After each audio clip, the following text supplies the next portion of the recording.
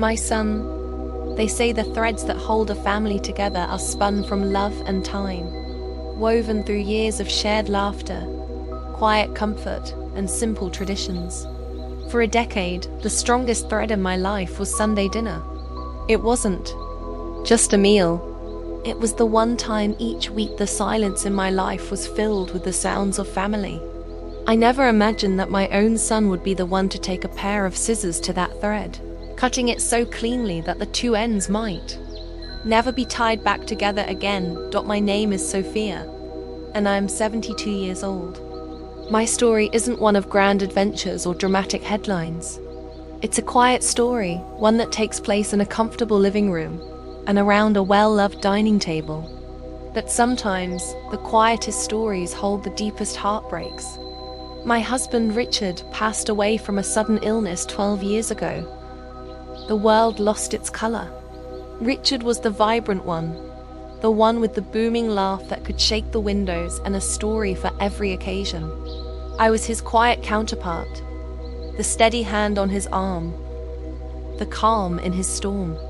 When he was gone, I was terrified that my quiet wasn't enough for our son Leo, who was just finishing college. I remember those first few years after. The house felt cavernous. The echo of Richard's absence was in every room. Leo would come home for weekends, and I'd see him standing in the doorway of his father's old workshop. His shoulders slumped. I knew I had to be more than just his mother. I had to be his anchor dot, so I poured everything I had into him. I learned to make his father's Sunday roast, even though the smell of it made my heart ache. I'd sit with him for hours, just listening, letting the silence be comfortable, instead of empty. We became a team, navigating our grief together. It was Leo's idea to start the official Sunday dinners after he got his first real job and moved into a small apartment in the city. "This way, Mum, you won't have to be alone on the hardest day of the week," he'd said, hugging me. "And selfishly, I can't live without your cooking."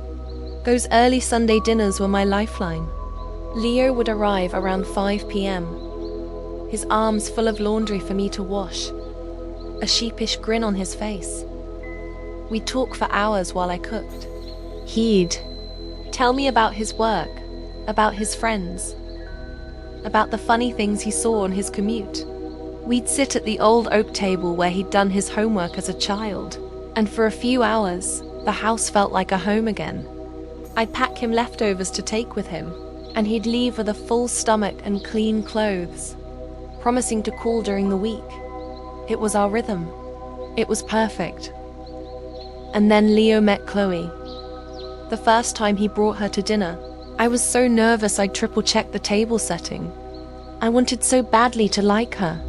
For Leo. He walked in beaming, his hand holding hers like it was the most precious thing in the world. Chloe was striking. She was tall, slender, with perfectly styled hair and an outfit that probably cost more than my monthly grocery bill. She greeted me with a firm handshake and a smile that was flawless, but didn't quite reach her eyes. As she stepped inside, I watched her gaze sweep across my living room. It wasn't the curious glance of a guest. It was an assessment. Her eyes flickered over the slightly faded floral armchair where Richard used to sit, the collection of mismatched family photos on the mantelpiece, the comfortable clutter of a high life well lived. "What a charming house, Sophia," she said, her voice smooth as silk. "It has such wonderful bones." I didn't know it then, but good bones was Chloe's polite way of saying a place was a tear-down candidate. Was strained. I'd made my famous lasagna, a dish Leo had adored since he was a boy. Chloe picked at a small portion. "I'm trying to cut back on carbs," she explained with another one of her perfect smiles. "Have you ever tried making this with zucchini noodles? It's a game changer." Throughout the evening, she gently steered the conversation away from our old family stories and toward her world. Corporate retreats, high-powered clients, and the importance of personal branding. Leo just watched her, completely mesmerized. My son, who used to tell me everything, was suddenly a quiet spectator at his own family dinner as the months went on. Chloe's influence grew. Our Sunday dinners were no longer held at my house. They moved to their sleek, modern apartment, a place of grey walls, sharp angles, and furniture that looked beautiful but deeply uncomfortable. My home-cooked meals were replaced by Chloe's culinary experiments. Quinoa salads, seared tofu, and desserts made with avocado instead of chocolate. She'd critique my contributions with a gentle touch that felt like a slap. "Sophia, that casserole looks lovely, but the sodium content is probably through the roof," she'd say with a little laugh, as if it were a joke we were all in on. Leo would say nothing. He would just pass me the kale. The only reason I kept going, the only reason I sat through those tense, sterile evenings, was for my granddaughter. Mia was born 4 years ago, and from the moment I held her, she wrapped her tiny fingers around my heart and never let go. She was a little spark of joy in a world that had started to feel very grey. She had Richard's mischievous twinkle in her eye and a laugh so pure it could wash away any sadness. While her parents were often distracted, Chloe on her laptop, Leo on his phone, Mia and I had our own little world. We'd build magnificent towers out of colourful blocks on the living room floor. We'd have tea parties with her stuffed animals. She'd crawl into my lap and whisper secrets in my ear, her breath warm against my cheek.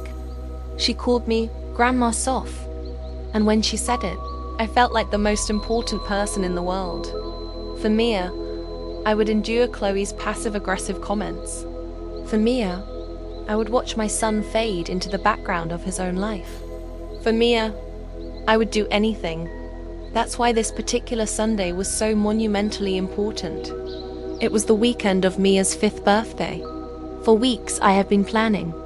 I'd seen her staring at a magnificent dollhouse in the window of a downtown toy shop, her little face pressed against the glass in silent longing. It was expensive, more than I should have spent, but I didn't care. I bought it and spent hours assembling it in my spare room, even adding tiny handmade curtains to the windows. I also found the perfect party dress for her, a fluffy, pink creation that I knew would make her feel like a princess. My main event, however, was the cake. Not a store-bought cake, or one of Chloe's sugar-free, gluten-free concoctions. I was going to bake Mia's absolute favorite, a deep, dark, chocolate fudge cake with extra chocolate frosting and a rainbow of sprinkles. It was my mother's recipe, a cake that tasted of pure, uncomplicated happiness. On Saturday morning, my kitchen was my sanctuary. I had all the ingredients laid out on the counter. The rich cocoa powder, the fresh eggs, the vanilla extract, and 4 different jars of colorful sprinkles. I was humming an old tune Richard and I used to love, my hands lightly dusted with flour, feeling a genuine, uncomplicated joy for the first time in what felt like forever. This Sunday, I promised myself, would be about love. It would be about Mia. It would be a good day. My phone buzzed on the counter, vibrating against a bag of sugar. I wiped my hands on my apron, smiling. It was Leo. He rarely texted on a Saturday. Maybe he was calling to see if I needed him to pick anything up. Maybe he was just as excited as I was. I tapped the screen to open the message. It was just 5 words. 5 simple words that stopped my heart, stole the air from my lungs, and brought my happy, humming world to a dead, silent halt. It said, "Don't come to dinner, Mom." I read the text message once, then twice, then a 3rd time, as if staring at the words long enough would somehow change their meaning. "Don't come to dinner, Mom." My mind raced, desperately trying to find a loophole, an alternative explanation. It had to be a mistake, a typo. People made typos all the time. He must have meant to write, "Don't be late for dinner," or "Don't forget the cake." Yes, that had to be it. My hands felt clumsy and cold as I typed back a single, hopeful question mark. I sent it, and then I waited. I watched the screen, my breath held in my chest. I saw the 3 little dots appear, indicating he was typing. A wave of relief washed over me. He was going to clarify. He was going to laugh and say, "Oops, sorry mom, autocorrect." But the dots vanished. Then they reappeared. Then vanished again. It was as if he was carefully composing his words, deleting and rewriting, trying to find the right way to deliver a blow. The seconds stretched into an eternity. Finally, a new message popped up, just as short, just as cold as the first. "Something's come up. We're busy. We'll call you next week." The hope I'd been clutching dissolved into a cold, hard knot in my stomach. Busy. It was the vaguest, most dismissive excuse. And "we'll call you next week" wasn't a promise. It was a wall. It was a clear, unmistakable signal. Do not contact us. Do not ask questions. Stay away. My first instinct, the primal, maternal urge that had guided me for decades, was to believe something was terribly wrong. Was Mia sick? Had there been an accident? My thumb, acting on its own, immediately pressed the call button next to his name. My heart hammered against my ribs as it rang. Once, twice, 3 times. I was already rehearsing what I would say. "I can be there in 20 minutes. What do you need? Is everyone okay?" And then it went to voicemail. He had rejected my call. A hot flush of panic and hurt washed over me. I tried again, thinking maybe he'd hit the wrong button by mistake. This time, it went straight to voicemail. He had not only rejected my call, he had silenced his phone to me. I sank onto a kitchen chair, the one with the slight wobble that Richard had always meant to fix. The bright, cheerful kitchen I had been so happy in just moments before suddenly felt alien. The bag of flour sat open on the counter, a fine white dust coating everything nearby. The 4 jars of colourful sprinkles seemed to be mocking me with their silent, festive cheer. All my plans, all my excitement for a day centered on love and my granddaughter, had crumbled into ash. I spent the rest of that Saturday in a strange, disoriented fog. I mechanically put away the baking ingredients, each item feeling like it weighed 100 pounds. The flour went back into the pantry, the eggs into the fridge. I took the beautiful dollhouse, still wrapped in its cheerful birthday paper, and moved it from the living room into the spare bedroom, closing the door behind it. I couldn't bear to look at it. It was a symbol of a celebration I was no longer a part of. I tried to lose myself in television, but the characters in the shows seemed to be living on a different planet, one where families didn't just cut each other off with a 5-word text message. The laughter from the sitcoms felt jarring, intrusive. Every corner of my house seemed to amplify the silence, reminding me of just how alone I was. Sunday arrived, heavy and grey. The hours crawled by. Around 5 p.m., the time I would normally be getting into my car with a cake carrier buckled into the passenger seat, I found myself standing by my living room window. I stared out at the street, watching neighbors return from their own family outings, their cars full of children and laughter. I pictured the scene at Leo and Chloe's house. I could almost see it. The minimalist dining room, the perfect table setting, Chloe pouring expensive wine. Was Mia there, looking at the door, wondering where her grandma Soph was? Did she ask for me? And what did they tell her? The thought of my little granddaughter feeling confused or abandoned because of me, or because of them, was the most painful part of it all. That night, sleep was impossible. My mind was a relentless courtroom, and I was both the prosecutor and the defendant. What had I done wrong? I replayed our last Sunday dinner over and over. Had I overstepped? Did I offer one too many opinions? On how to get a grass stain out of Mia's shirt? Did I tell an old story about Leo that embarrassed him in front of Chloe? I dissected every word, every gesture, searching for the misstep that had led to this. But I could find nothing worthy of this cold, silent banishment. The alternative was even more painful, that I had done nothing wrong at all, that this was simply who they were now. Days later, I was scrolling through my phone, a mindless habit I'd picked up to fill the empty hours. And that's when I saw it, the final, undeniable proof that I had been deliberately and cruelly cast aside. It was a new post from Chloe. A photo. It was a perfect, glossy, happy family picture, taken on Sunday evening. There was Leo, grinning, from ear to ear, his arm wrapped tightly around Chloe's shoulders. Chloe was radiant, her head tilted just so, a look of smug satisfaction on her face. And there, sitting on Leo's lap, was my sweet Mia, holding up a slice of a garishly decorated store-bought cake. Her smile didn't quite reach her eyes, but it was the background that made my blood run cold. Seated around their dining table were two other people, a man and a woman, both impeccably dressed, laughing as they raised their wine glasses in a toast. Strangers. They had hosted strangers, so they weren't busy. They weren't dealing with a private matter. They were entertaining. They had simply decided that the company of these strangers was more important than mine. Chloe's caption was the final twist of the knife, a masterclass in passive-aggressive cruelty. It read, "A perfect end to the weekend with a lovely, intimate family dinner. So wonderful to be surrounded by people who lift you up and share your vision for the future. Hashtag family first, hashtag blessed, hashtag good vibes only."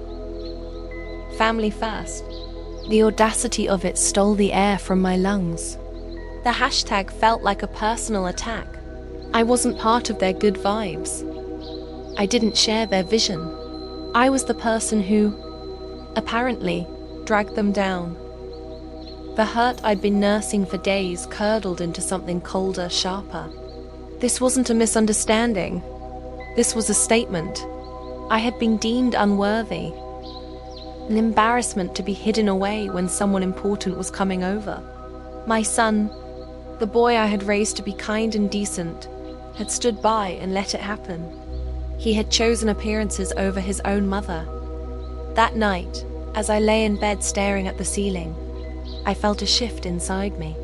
The soft, wounded part of my heart began to harden. The tears I thought would come never did. Instead, a quiet, steely resolve began to form. I was done being a victim of their silent games. I was done wondering what I had done wrong. I was going to find out the truth. Just as I was about to turn off my light, my phone, which had been silent for days, suddenly rang. My heart leaped into my throat. I saw it was an unknown number. I almost let it go to voicemail, but some instinct, some deep, primal pull, made me answer. I picked it up, my voice barely a whisper. "Hello?"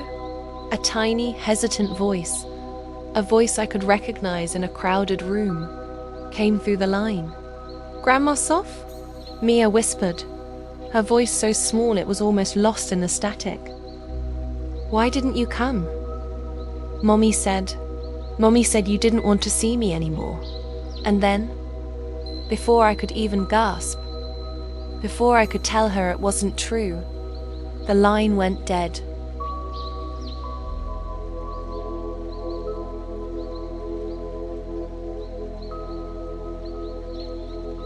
That single, whispered sentence from my granddaughter, followed by the abrupt click of the phone call ending, was like a lightning strike in the dead of night. Mommy said you didn't want to see me anymore. The words echoed in the profound silence of my room, and in that moment, the deep, aching sadness that had settled in my bones for days was burned away by a sudden, white-hot flame. It was one thing for my son and his wife to hurt me, to exclude me, to make me feel small and unwanted, but to use my granddaughter as a weapon, To poison a 5-year-old's heart with such a cruel, calculated lie. That was not just an insult. That was a declaration of war. I sat up in bed, my hands no longer trembling with sorrow, but clenched into tight fists. The tears that had been, threatening to fall for days, dried up completely. A cold, hard clarity settled over me. I was no longer a victim in this story. I was a grandmother, and I would not allow anyone, not even my own son, to damage the most precious bond I had left in this world. But I couldn't charge in with emotions alone. I needed facts. I needed proof. My mind, which had been foggy with grief, suddenly became sharp, analytical. I thought back to Chloe's post, to the picture of the smiling strangers at their dining table. Who were they? Why were they so important that my presence had to be erased for them?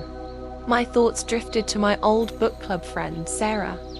Kind, gentle Sarah, who lived just 2 doors down from Leo and Chloe. She was retired, like me, and spent most of her days tending to her magnificent rose garden, which faced their house. She saw everything on that quiet suburban street. It was a long shot, but it was the only shot I had. The next morning I called her. I tried to keep my voice light, casual, as if I were just catching up. "Sarah, it's Sophia," I began. "I hope I'm not disturbing you." "Sophia, dear, not at all. It's lovely to hear from you," she said, her voice as warm as ever. I took a breath.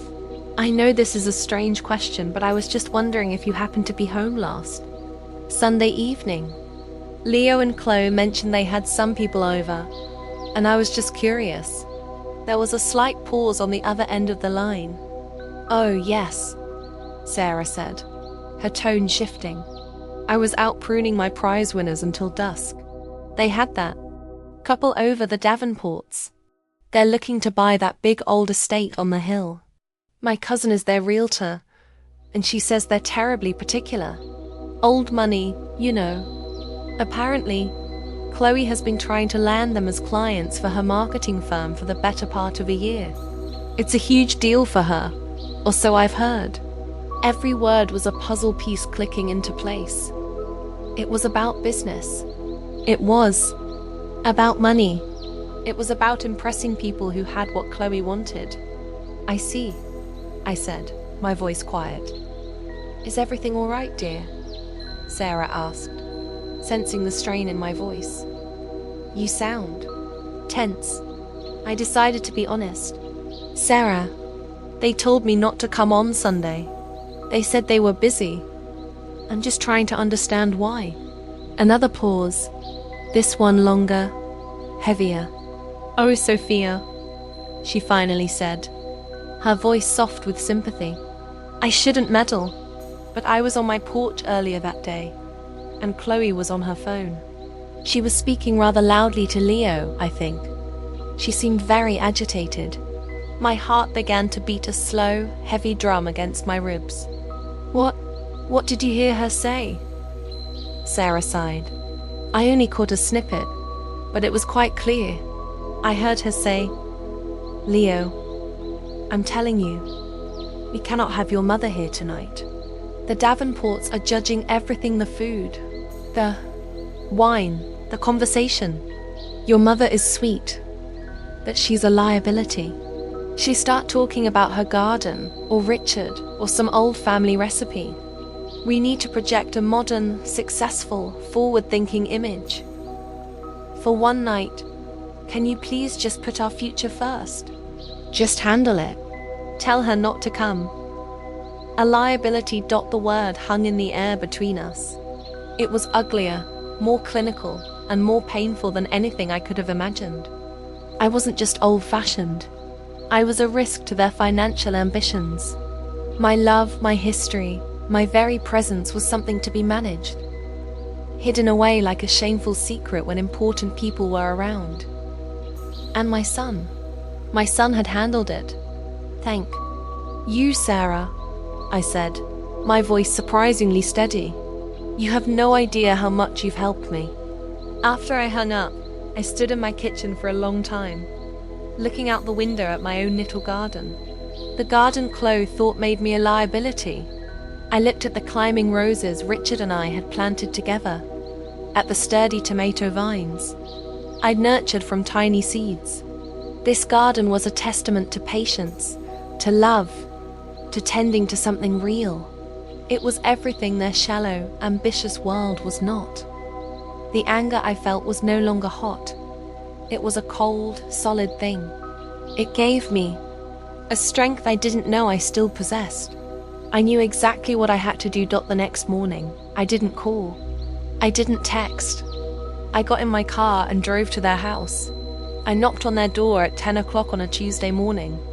I knew Chloe worked from home some days, and I knew Leo often started late. Chloe answered, her hair pulled back in a sleek ponytail.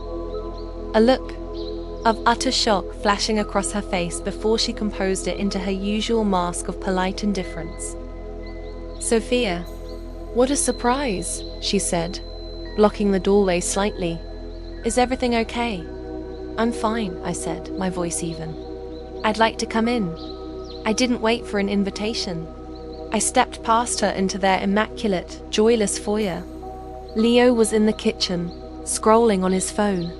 He looked up, and the color drained from his face. "Mom?" he said, standing up quickly. "What's going on?" I walked into the living room and turned to face them both. I didn't raise my voice. I didn't need to. The quiet power of the truth was on my side. I came for an explanation. I began, looking from Leo to Chloe. A real one. "I was told you were busy on Sunday." Chloe immediately stepped forward, her arms crossed. "We were, Sophia. It was a last-minute thing." "Was it?" I asked, holding her gaze. "Or were you entertaining potential clients? A very important, old money couple named Davenport, perhaps? Were you concerned that your sweet, but ultimately embarrassing, mother-in-law might be a liability to the modern, successful image you needed to project?" The mask on Chloe's face shattered. She stared at me, speechless. Leo looked as if he'd been punched. He took a half step back, leaning against the kitchen counter for support. How do you know that?" he stammered. "That doesn't matter, Leo," I said, my focus shifting entirely to him. "What matters is that it's true. Your wife decided I was an embarrassment, and you went along with it. You sent a 5-word text to dismiss your mother. But that wasn't the worst part, was it?" I let the question hang in the air. "The worst part is the lie you allowed her to tell your daughter." I got a call from Mia. She whispered to me that her mommy told her I didn't want to see her anymore. How could you let that happen, Leo? How could you let her poison your own child against her grandmother, just to protect a business deal? That was what finally broke him. Leo's face crumpled. He slid down onto a kitchen stool and buried his face in his hands, his shoulders shaking with silent sobs. "Oh God, Mom," he whispered into his palms. "I'm so sorry. I didn't." I looked at my son, and for the first time in years, I saw him not as Chloe's husband, but as the boy I raised. A boy who knew he had made a terrible, cowardly mistake. The ice around my heart thawed just a little, but it didn't melt. "I know you're sorry, Leo," I said softly. "But sorry is just a word. It doesn't erase the choice you made. You need to decide what kind of man you want to be. And you," I said, turning my gaze to Chloe, who was now staring at me with pure, unadulterated fury. "You need to understand that family is not a brand to be managed. It's a bond, and you have broken it." I walked to the door, then paused, my hand on the knob. "Double quotes, our Sunday dinners are over," I said, the words clear and final. "I will not come to this house and wonder if I am welcome, or if my presence is inconvenient for your social calendar." I looked straight at Chloe. But let me be perfectly clear about one thing. I will see my granddaughter. Mia and I will have our own days on our own terms. You will not use her as a pawn, and you will not lie to her about me ever again. That is not a request. It is a promise. With that, I walked out their front door, leaving the wreckage of their perfect, curated world behind me. I didn't feel triumphant. I didn't feel happy. But for the first time in a very long time, I felt something that had been missing. I felt my own strength. A few days later, I picked Mia up and took her to the park. I brought the dollhouse with me. As she unwrapped it, her eyes grew wide with a joy so pure it almost made me cry. We didn't talk about the missed dinner. We didn't talk about her parents. We just played. We flew a kite until it danced with the clouds. And we ate ice cream that dripped down our CHINS dot as I watched her run across the grass, her laughter carrying on the wind. I knew I had made the right choice. The truth had been painful, but it had also been liberating. My son's message had cut me deeper than I ever thought possible. But in the end, it had forced me to see the truth. The real family I needed to fight for wasn't the one sitting around a pretentious dining table. It was right here in the fierce, unconditional love between a little girl and her grandma Soph. And for that, I was truly blessed.